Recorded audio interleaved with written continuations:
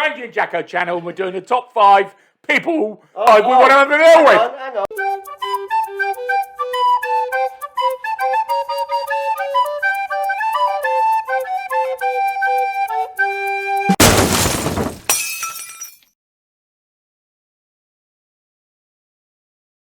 Right, so what are we going to do?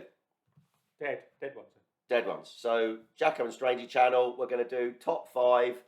So I'll do my top 5, he'll do his top 5, and then I want you to vote below and say which one you think has got the best top 5. This is top 5 people that you would invite to a dinner party that are dead. So we've got a top 5 living and a top 5 dead. We're doing 5 to 1. 5 to 1, yeah. Okay. Yeah, not bookies odds, just count down from 5 to 1. Do you want to go first or do you want me to go I'll first? go first, yeah. All right, go on. All 5?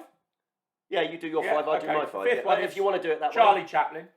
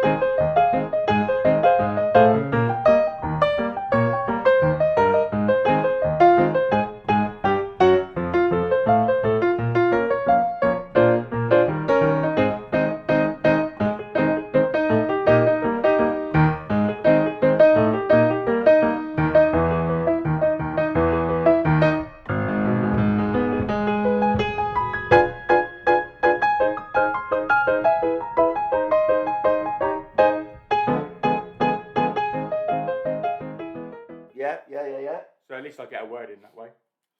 Cheeky b****. With silent movies. What? Number 4 will be Dave Bowie. Yeah. Mind you, let's just go back to Charlie Chaplin. Some of his feats he did with. He's not going to have much to say to you, is he? Why? What do you mean? All the things all those stunts he did, absolutely amazing. So did Harold Lloyd. I don't even know who that is. Harold Lloyd, Buster Keaton. Yeah, they all did their own stunts, but that one on the train and the one some of the. Didn't he break his neck? He did. Yeah. He fell off the train and broke his neck. Yeah.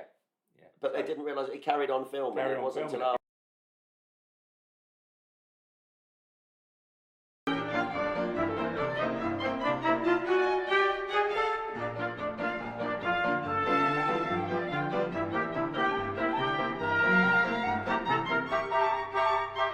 Number 4 will be Dave Bowie.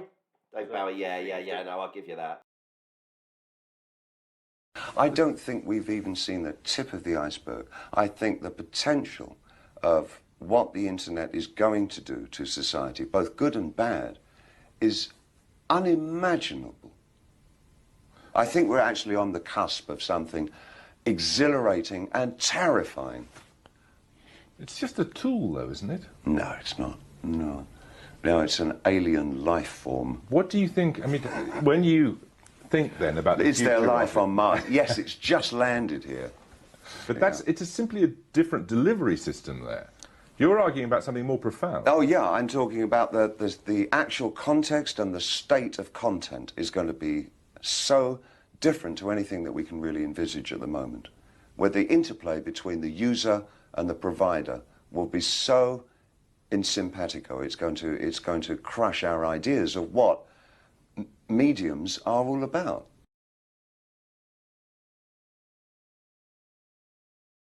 Yeah, definitely. Muhammad Ali, pre-Parkinson. Yeah. What, when he was at his prime? Yeah. Who knocks out everybody and no one can whoop him. That's when that little Cassius Clay from Louisville, Kentucky came up and stopped Sonny Liston, the man who annihilated Floyd Patterson twice. He was going to kill me. But he hit harder than George. His reach was longer than George. He's a better boxer than George. And I'm better now than I was when you saw that 22-year-old undeveloped kid running from Sonny Liston. I'm experienced now, professional. Jaws been broke, been knocked down a couple of times. Bad. Been chopping trees. I done something new for this fight. I done wrestled with an alligator. That's right. I have wrestled with an alligator. I done tussled with a whale. I done handcuffed lightning, throw thunder in jail. That's bad. Only last week, I murdered a rock, injured a stone, hospitalized a brick. I'm so mean, I make medicine sick. Bad dude. Yeah. Ain't no doubt. Fast. Last night, I cut the light off my bedroom, hit the switch, was in the bed before the room was dark. Incredible. Fast. Incredible. And you, George Foreman, all of you chumps are gonna bow when I whoop him. All of you. I know you got him. I know you got him picked, but the man's in trouble. I'm gonna show you how great I am. Nikola Tesla. Yeah.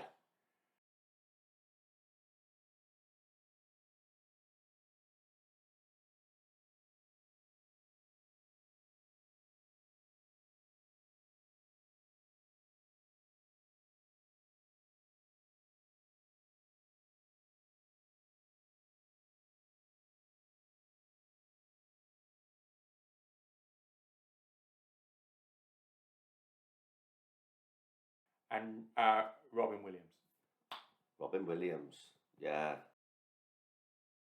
You know, you have a lot of things going on in the world. Just the Pope alone, when he's got it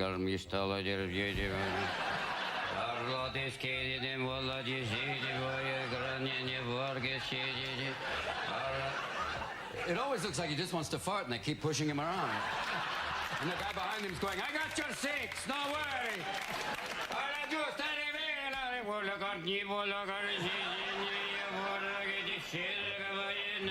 Chris Walken quote that one time they asked Chris Walken, they said, "Chris, what's the most what would if you could have anything in the world, what would you want?" And he'd tell them when he went, "Well, I'd want a tail." And people went, "Why, Chris?" "Well, if I was happy, my tail would be up."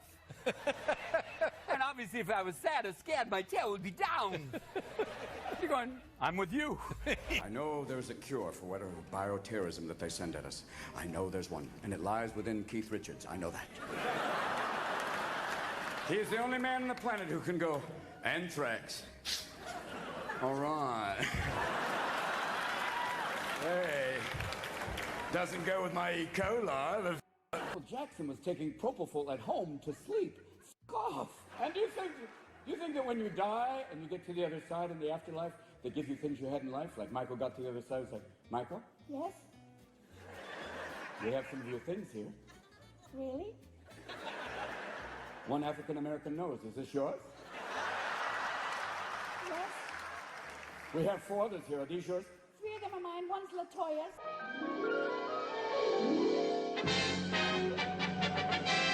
Nanu. Nanu. Okay, that's a good top 5. That's a good top 5. Top five, anyway. How do you think they'd all get on with each other at your dinner party? Oh, you never said that. I'm just asking you now. Well, I don't know. Charlie would be doing a little thing for them all, wouldn't he? And Charlie would be doing a little thing for Dave him. would be singing in the background with his three backing group. And Robin would be taking the And piss out of them all. Nikola Tesla would have his pitch in there. I tell you what, a better lighting than these videos. Well, yeah. Yeah. Yeah, cool then. What's your 5? My top 5. Let me get me bins on. My top 5.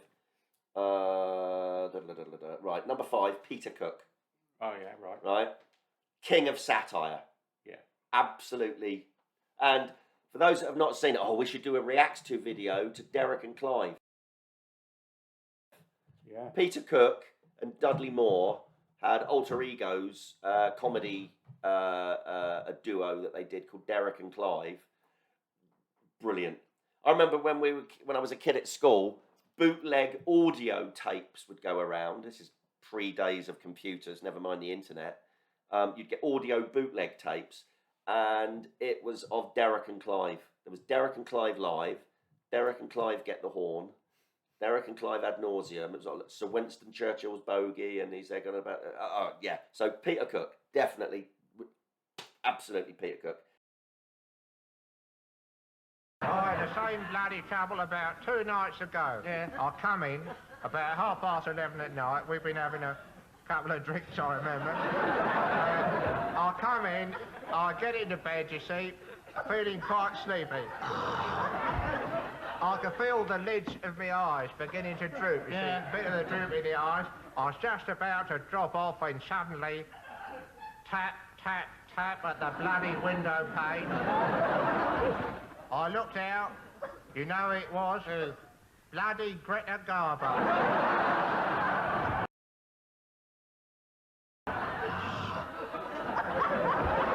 Bloody Greta Garbo. Stark naked. Save for a shorty nightie. She was hanging onto the windowsill. And I could see her knuckles all white. She was saying, Peter, Peter, once neuen in the you know how these bloody Swedes go on. I said, get out of it! Yeah. Bloody Greta Garbo. She wouldn't go. I had to smash her down with a broomstick. Yeah. Poke her off the windowsill. She fell down onto the pavement with a great crash into the... She just had a nightie on, is that all? That's all she had on, Dad, just a... See-through? A see-through, shorty nightie. Yeah, nothing else. Yeah. Except for her dark glasses, of course.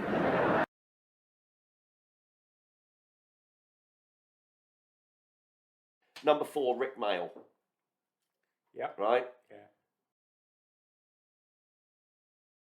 Because just as the Goons were our parents' generation's thing to separate them from their parents, the young ones was ours. Yeah, it was. Right? And I mean, I remember it was like nothing else, was it? It wasn't. It was bloody marvellous. The young ones. Hello and welcome to another edition of University Challenge. Mike, Prick, Vivian, and Neil. Vegetable rights and peas. Who is the richest person in the world? Scumbag Vivian. What? We're getting thrashed! We're getting completely thrashed! Isn't there some way we can cheat? Guys, look, it's beginning to seep out, guys, please. It's very simple, Neil. Use the jug. Achtung! It's not an automatic. The world's stupidest bottom burp? Rick, Britain.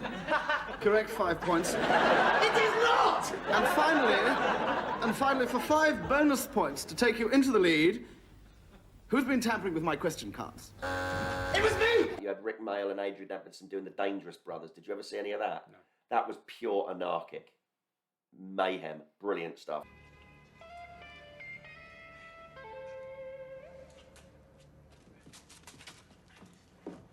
Good evening, ladies and gentlemen. We are the Dangerous Brothers. Brothers! My name... Your name, Britain! All right, I'll do the talking. My name... He will do the talking! My name is Richard Dangerous, and this is Sir Adrian Dangerous. Unusually dangerous, I trust you'll agree.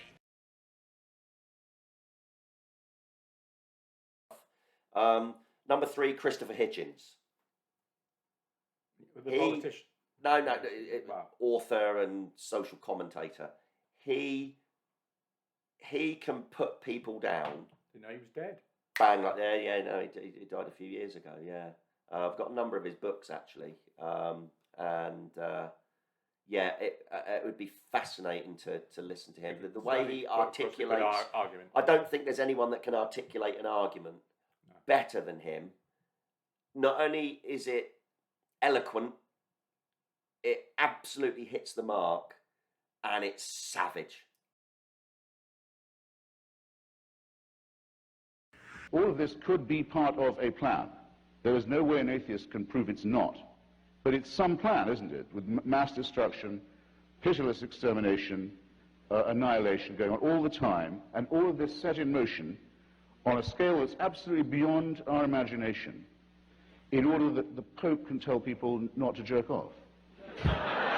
You give me the awful impression, I hate to have to say it, of someone who hasn't read any of the arguments against your position ever. I'll tell you something, if I was told to sacrifice them to prove my devotion to God, if I was told to do what all monotheists are told to do, and admire the man who said, yes, I'll gut my kid to show my love of God, I'd say, no, f*** you. I think it will one day be admitted with shame that it might have been in error to say that AIDS is bad as a disease, very bad, but not quite as bad as condoms are bad, or not as immoral in the same way. I say it in the presence of His grace, and I say it to His face. The preachings of His church are responsible for the death and suffering and misery of millions of His brother and sister Africans, and He should apologize for it. He should show some shame.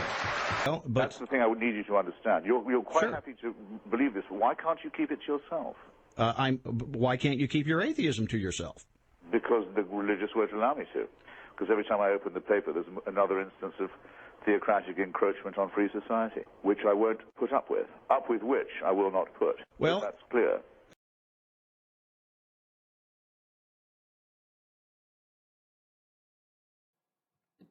Brilliant. So Christopher Hitchens, Carl Sagan.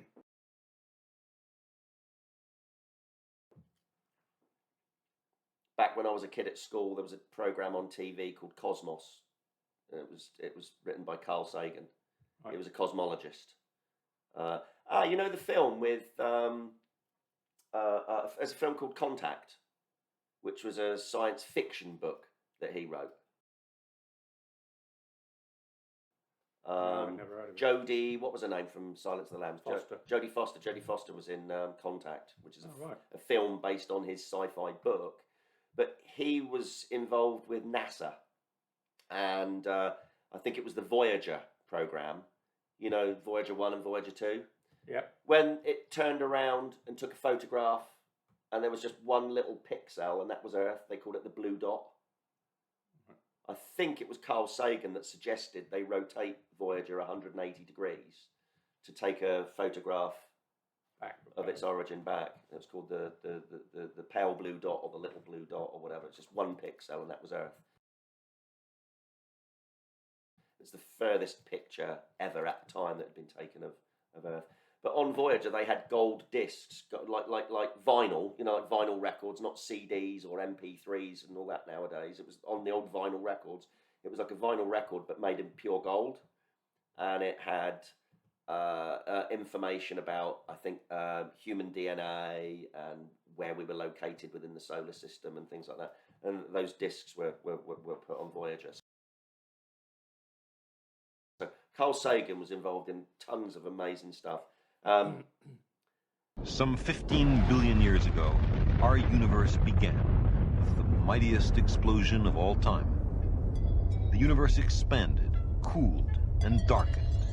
Energy condensed into matter, mostly hydrogen atoms, and these atoms accumulated into vast clouds, rushing away from each other, that would one day become the galaxies. Within these galaxies, the first generation of stars was born, kindling the energy hidden in matter, flooding the cosmos with light. Hydrogen atoms had made suns and starlight. There were in those times no planets to receive the light, and no living creatures to admire the radiance of the heavens. But deep in the stellar furnaces, nuclear fusion was creating the heavier atoms, carbon and oxygen, silicon and iron. These elements, the ash left by hydrogen, were the raw materials from which planets and life would later arise.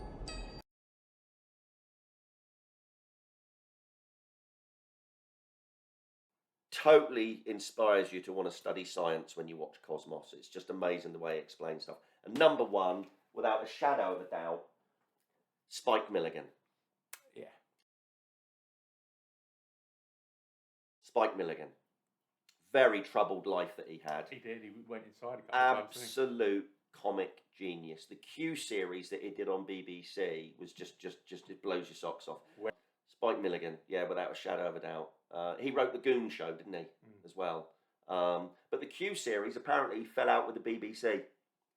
And they've not repeated any of the Q series, which is criminal. It's absolutely criminal. Spike Milligan's Q series was the most amazing anarchic comedy you've ever seen in your life. Still get it, can you or not? Huh? You still get it?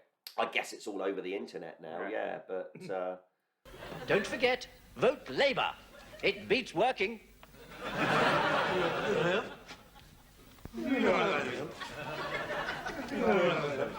Good evening.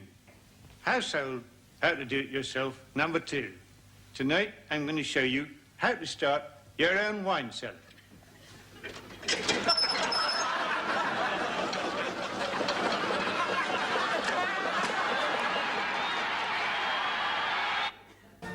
Spile Mellington.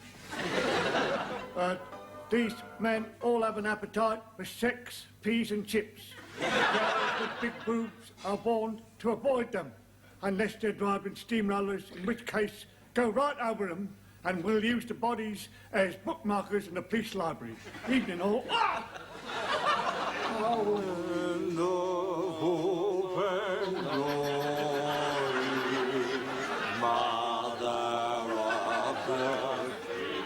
Well, that's enough. That's enough. So, off you go. What's this?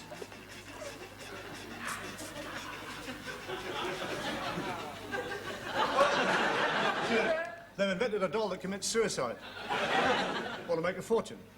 Good evening. If you don't clean your teeth. But no, Spike Milligan. Do you remember he got a Lifetime Achievement Award? Was it the BAFTAs or the British Comedy Awards or something? Jonathan Ross. Jonathan Ross. Said, I've got it was a letter from Prince Charles. So Jonathan Ross is reading out this letter to Spike Milligan from Prince Charles, and he looked up and he said, "The grovelling little bastard," and like the audience just full of all top comedians. There's nothing else I can say there. They're all in fits. They were all in fits, and it's like, yeah, only Spike Milligan could get away with that because Prince Charles, well, now King Charles, was a massive fan of the Goon Show and Spike Milligan. Spike, I'm sure everyone knows that you have fans from all walks of life, and of course there's one very famous, very well-respected fan in particular who wanted to be here, couldn't be here, but wanted to send a message. These are a series of cliches you've read out. That's my job this evening. Here we go. I have a letter to read out to you from His Royal Highness the Prince of Wales. Do I kneel down for this? I'm in enough trouble already. I'm not going to say a word. And the Prince of Wales? The Prince of Wales. I'm sorry I have to do this, but I know it takes a lot of the impact out of it, but here we go. As someone who grew up to the sounds of the Goon Show on the steam-driven wireless, I must confess that I've been a lifelong fan of the participants in the show, and particularly of Spike Milligan. Oh, the little grovelling bastard.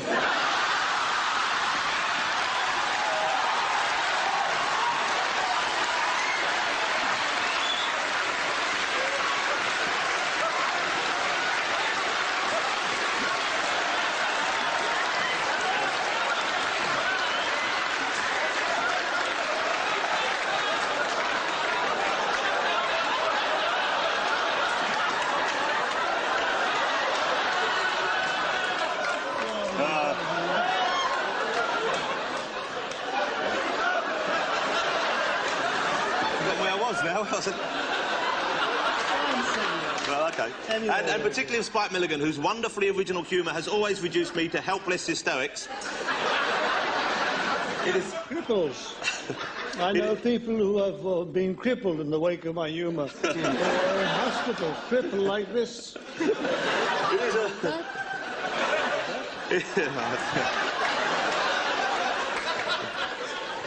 He loves you. Spike Milligan, ladies and gentlemen. Spike Milligan.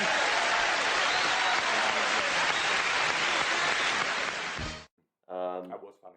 But yeah, Spike Milligan. So that's my top 5. So let's just repeat them very quickly. My top 5 are Peter Cook, Rick Mayall, Christopher Hitchens, Carl Sagan and Spike Milligan. What are your top 5? Charlie Chaplin, Dave Barry, Muhammad Ali, Nikola Tesla and Robin Williams.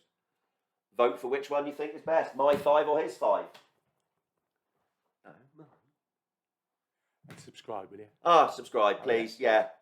Subscribe! If we can get monetised, we can do this far more often than just the occasional trips that we do to each other. My books one, wait till you see that. Oh, the books one, yeah. Well, I admit defeat on your books one already. And we'll have to do a little explanation about that when we do the top 5 books. 1-0 up, half time. We'll call it a day on that one? Yeah. Top 5 people that you would, dead people that you would like to Yes. at a dinner party. Cool. Yes. Okay, lovely. Ending message? A. B? Hello. How are you? Right, vote please. I learn English from a book. God, yeah, your books one though. I'll admit defeat on your books one.